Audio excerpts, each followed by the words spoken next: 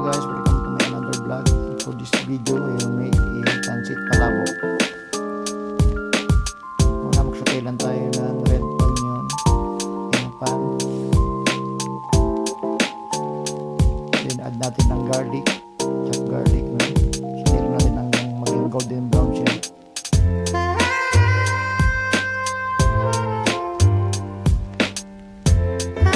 Because palabok is very popular in the Philippines.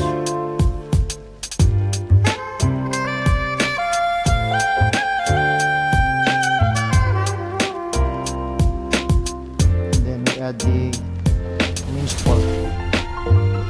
Sitayin lang natin siya mabuti until it's golden brown para matawabas yung patas ng pork. Sitayin natin mabuti. Sitayin natin siya mga 10 minutes, 15 minutes. Then dish natin siya ng salt and pepper.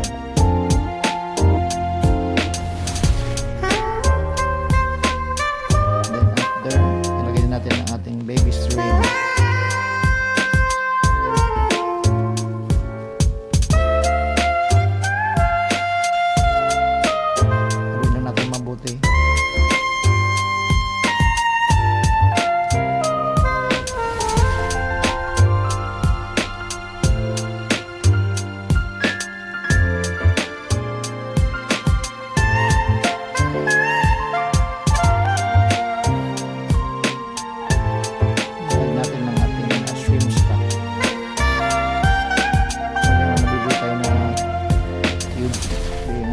Shrimp flavor na, pwede rin po yun, or yung ulo ng hipon pakuluin nyo, and then tsaka nyo i-blender, no, kunin nyo yung katas niya, yung juice niya, sarap niya.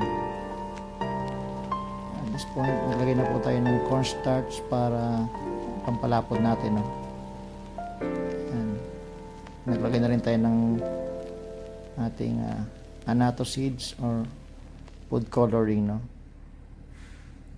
para magandang texture ng kulay ng ating palabok. Naglagay ako ng konting butter para maging creamy na konti, no?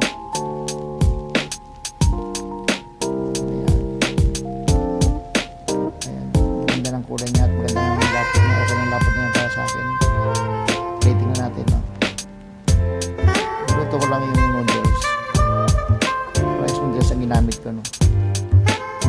Tapos nilagyan ko na siya ng toppings na boiled egg tsaka tinapa.